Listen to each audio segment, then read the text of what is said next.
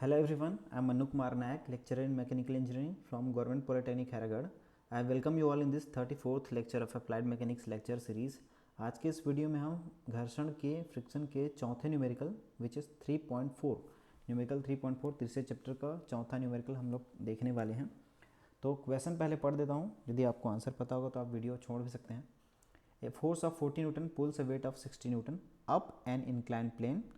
The force being applied parallel to the plane. If the inclination of the plane is 30 degree, find the coefficient of friction. एक force है 40 Newton का जो कि 30 degree पर झुके incline plane पर एक रखी वस्तु जिसका भार 60 न्यूटन है उसको खींच पा रहा है। यदि ये 40 न्यूटन का बल इस 60 न्यूटन के फोर्स वाले वस्तु जो कि 30 डिग्री अनंत सरफेस पर रखा हुआ है इसको खींचने के लिए यदि सक्षम है ये, तो इस स्थिति में यहाँ पर ये जो वस्तु है और ये जो इंक्लाइन प्लेन है इनके बीच में कितना घर्षण गुणांक है, कोएफिशिएंट ऑफ फ्रिक्शन है, उसको हम लोग को कैलकुलेट करना है। मतलब म्यू का मान कैलकुलेट करना है इस दशा में। ये खींच रहा है pulls a weight of 60 newton, इसका मतलब ये है कि 40 न्यूटन का बल इसको खींचने के लिए सक्षम है। मतलब कि ये है कि ये हमको लिमिटिंग कंडीशन में लेकर के चलना है इसको।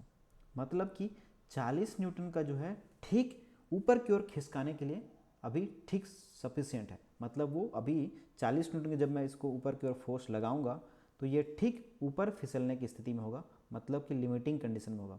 इसको लिमिटिंग कंडीशन में मान के चलना है। ऊपर की ओर तब खिंच पा रहा है ये जब ये 41 होगा या फिर 40 से ऊपर होगा। अभी की स्थिति में 40 में क्या है, लिमिटिंग कंडीशन मानते हुए इसको प्रॉब्लम को सॉल्व करना है। आगे बढ़ते हैं। सेम न्यूमेरिकल है। यहाँ पर ये क्या है, 40 न्यूटन का फोर्स है 60 न्यूटन के भार को जो कि 30 डिग्री पर झुके अनंत सरफेस पर रखा हुआ है इसको ऊपर की ओर खींचने के लिए सक्षम है। मतलब कि हमको लिमिटिंग कंडीशन में मान के सीमांत अवस्था में मानते हुए इसको प्रॉब्लम को सॉल्व करना है। यदि ये 30 डिग्री है, देखिए यदि ये 30 डिग्री है, मैं प्रीवियस लेक्चर्स में भी बहुत सारे बात किए हैं, यदि ये 30 डिग्री है तो ये भी क्या होगा, 30 डिग्री होगा, है ना। यदि यकीन नहीं आता तो इसको वापस से इसको झुका दीजिए। ये जो 60 न्यूटन है इस डैश डैश लाइन के पर उसमें आ जाएगा, वो उसी में आ जाएगा, है ना। तो ये जितना झुकेगा ये भी उतना ही झुकेगा, 30 डिग्री है। तो इस 60 न्यूटन के दो कंपोनेंट्स आएंगे, एक 60 cos 30 एंड ये 60 sin 30। ये 60 cos 30 इसको ज़मीन से जोड़ के रखा है ना, इसी वजह से रिएक्शन मिल रहा है। और ये जो 60 sin 30 है इसको नीचे खिसकाने के लिए आ रहा है, काम में आ रहा है। अभी की स्थिति में ये है कि ये 40 न्यूटन जो इसको ऊपर की ओर खिसकाने के लिए सक्षम है। मतलब अभी लिमिटिंग कंडीशन तो बन रहा है लेकिन वस्तु को जो जाने की स्थिति है ऊपर की ओर है। इस दिशा में नॉर्मल डायरेक्शन तो हमेशा सतह के परपेंडिकुलर नॉर्मल डायरेक्शन इस तरफ आएगा, इसके विपरीत। और फ्रिक्शन फोर्स क्योंकि ये ऊपर जाने की स्थिति बन रही है, ये जो 40 न्यूटन है ज़्यादा ताकतवर इससे। यदि हम लोग यहाँ पर स्टेटमेंट पढ़ेंगे ध्यान से तो ये this 40 Newton is greater than this 60 sin 30। वैसे भी sin 30 को 1/2 होता है, इक्वल टू 30 हो जाएगा। तो ऑलरेडी नेट फोर्स किधर है, ऊपर की ओर है।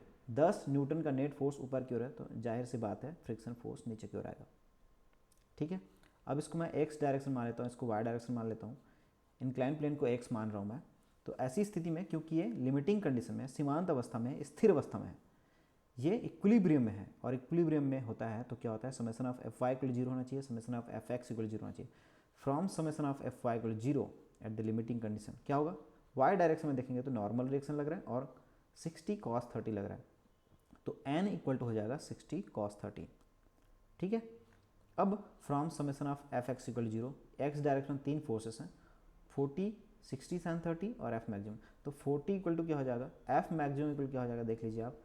Summation F maximum equal mu N होता है, इक्वल टू 40 माइनस 60 sin 30 हो जाएगा, है ना। एफ मैक्सिमम इस तरफ लिए तो 40 हो गया और इसको माइनस कर दिए, इधर माइनस मान रहा हूँ मैं, तो ये साइन, तो ये क्या हो जाएगा, म्यू एन इक्वल टू 10 हो जाएगा, क्योंकि ये 60 sin 30 इक्वल टू 1 sin 30 इक्वल 1/2, तो ये 30 हो जाएगा, 40 माइनस 30 10 हो जाएगा। तो म्यू एन हो गया 10 हो गया। एन का मान आप यहाँ से जानते हैं, तो म्यू कितना हो जाएगा 10/n, 10/n, जहाँ पर 60 cos 30 हो जाएगा। तो यदि आप कैलकुलेटर से इसको कैलकुलेट करेंगे तो म्यू का मान कितना आएगा, 0.192 हो गया आंसर। तो म्यू का मान यदि घर्षण गुणांक ये जो इंक्लाइन प्लेन है और बॉडी के बीच में 0.192 है और इसमें आप 40 न्यूटन का फोर्स ऊपर की ओर लगा रहे हैं इसके पैरेलल इंक्लाइन प्लेन के, तो ये वस्तु सीमांत अवस्था में रहेगा, लिमिटिंग कंडीशन में रहेगा। तो ये हमारा म्यू का मान निकल चुका है। उम्मीद करता हूँ ये लेक्चर सीरीज़ आपको पसंद आ रहा होगा। पसंद आ रहा है तो वीडियो को लाइक कर दीजिए, चैनल सब्सक्राइब कर लीजिए और बेल आइकन को हिट कर दीजिए। मिलते हैं अगले वीडियो में जल्दी ही। तब तक के लिए बाय बाय, टेक केयर।